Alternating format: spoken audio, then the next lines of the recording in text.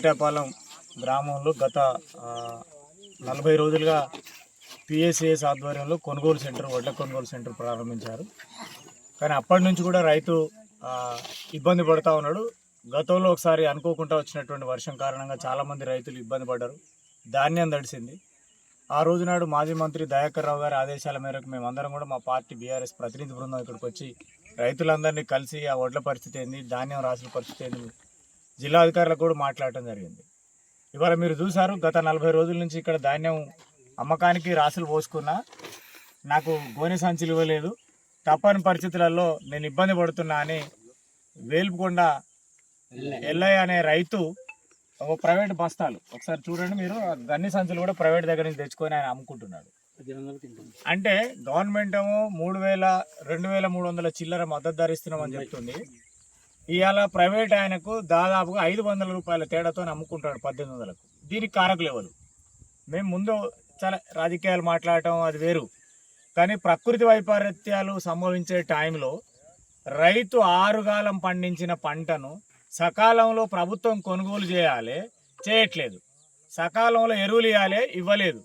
సకాలంలో కొనుగోలు చేసినట్టయితే మద్దతు ధర వస్తుందని ఆశపడ్డ రైతుకు నిరాశనే మిగులుతూ ఉంది. ప్రకృతి కన్నెర్ర చేస్తే తడిసిపోతుందో, మేము ఇంతకాలం కష్టపడి సంపాదించిన వరి ధాన్యం ఏమైపోతుంది, మా రెక్కల కష్టం వృధా అయిద్దని రైతు ఆందోళన చెందుతూ ఉన్నాడు. దీనికి కారకులు ఎవరు? ఈ ఊర్లో ఉండి కాంగ్రెస్ పార్టీకి ఓట్లేయమనే ఒక నాయకులారా మిమ్మల్ని అడుగుతా ఉన్నాం. మీకేమాత్రం జ్ఞానం ఉన్నా, మీకేమాత్రం సోయి ఉన్నా, మీకేమాత్రం ఈ ప్రజల మీద ప్రేమ ఉంటే ఒక్కడన్నా వచ్చి వడ్ల కొనుగోలు కాడికి వచ్చి ఎందుకు కొనట్లేరు? ఎందుకు బార్దాని ఇవ్వట్లేరు? ఎందుకు హమాలి రావట్లేరు? ఇన్ని రోజులకు కొనుగోలు చేయకపోవడానికి కారకుడు ఎవడని అడిగాడు ఇక్కడ కాంగ్రెస్ పార్టీ? ఈ మండలంలో ఉన్నాడు కానీ, జిల్లాలో ఉన్నాడు కానీ. ఓట్లకు అయితే వస్తారా? ఓట్లకు వచ్చిన నాయకులను మీరు అందరు అడగండి. మాకు ఓట్లు వేశారు, మేము ఓడిపోయినాం, అయినా మేము మీ దగ్గరకు వస్తున్నాం. మరి వాళ్ళు ఎందుకు రావట్లేరు? ఆయన వస్తారు. ఇవాళ ఆ ఎమ్మెల్యే ఈ ఉమ్మడి వరంగల్ జిల్లాలో పుట్టినామే కాదు, ఆ జానిసమ్మ తెలంగాణలో పుట్టినామే కాదు, ఆంధ్రాలో పుట్టినామే.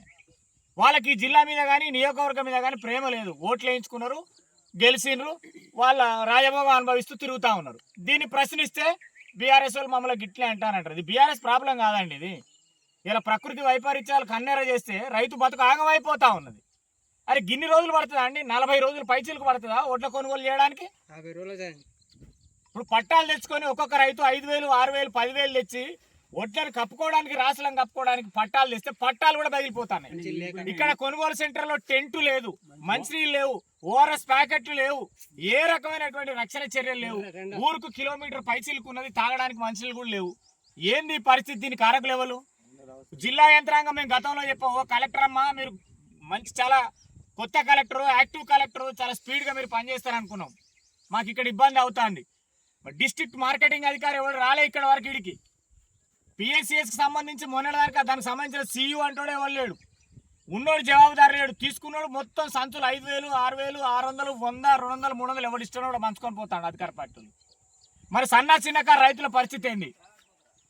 ఇప్పటికైనా ఏమాత్రం చీవునెత్తురున్నా, వాళ్ళ జ్ఞానం ఉన్నా ఎవడన్నా కానీ తక్షణమే స్పందించి వచ్చి తొర్రూరు మండలంలో ఉన్న అన్ని కొనుగోలు సెంటర్లు ఇవ్వాలి, కాంటా పెట్టించాలి, బార్దాని ఇవ్వాలి, లారీలో పంపాలి. ఇక్కడ ఉన్నటువంటి ధాన్యాన్ని తక్షణమే కొనుగోలు చేయాలి. లేదంటే మాకు కొనుగోలు చేయలేమని చెప్పండి రైతులకు. అప్పుడు వాళ్ళు ఏం చేయాలో డిసైడ్ చేసుకుంటారు రైతులు. కానీ ఇంత బలహీనమైనటువంటి, ఇంత చాతగాని, ఇంత దద్దమ్మ ప్రభుత్వం ఇన్నేళ్ళలో ఎన్నడూ రైతులు చూడలేదు, ప్రజలు చూడలేదు. మీ అందరికీ తెలుసు. ఎందుకంటే మేము కొత్తగా ఏదో రాజకీయాలు చేయడానికి మేమేం చెప్పట్లేము. వాస్తవంగా ఇక్కడ ఏం జరిగిందో గదే చెప్తా ఉన్నాం. మేమేదో రంగు పూసి దీన్ని ఏదో మాయ చేయడానికి ఏం రాలే. మాకు అవసరం కూడా లేదు. ఇప్పుడేమో ఎన్నికలు లేవు, మేము గెలిచేది లేదు, లేదంటే ఇవాళ మేమేమో కంటెస్ట్ చేసేది లేదు. ఆ ఎన్నికలు వచ్చినప్పుడు వస్తాయి, పోయేటప్పుడు పోతాయి. కానీ రైతు కష్టకాలంలో ఉన్నప్పుడు ప్రజల పక్షాన నిలబడే రాజకీయ నాయకులుగా, పార్టీలుగా, రాజ్యాంగ ప్రకారంగా ఉన్న పార్టీలుగా స్పందించాల్సినటువంటి బాధ్యత మాకుంది కనుక మేము వచ్చి అడుగుతాను. అందుకే కళ్ళు లేని కాంగ్రెస్ తోడు ఎవడన్నా ఉంటే మరి నీ సంగతి ఏంది? ఈ ఊర్లో వచ్చి మీకు ఏమాత్రం జ్ఞానం ఉన్నా, కళ్ళున్నా, మెదడున్నా, ఆలోచన ఉన్నా, మేము ఓట్లు అడిగినాం ప్రజల దగ్గరికి పోయి, ఇవాళ మేము వాళ్ళ ఒడ్ల కొనుగోలు వాళ్ళ కష్టాల్లో చేయలేని పరిస్థితిలో మమ్మల్ని తరిమి కొడతారనే జ్ఞానం వాళ్ళకి ఏమైనా ఉంటే స్పందించి తక్షణమే ఒడ్లు కొనుగోలు చేసే విధంగా చర్యలు తీసుకోవాలని డిమాండ్ చేస్తాను.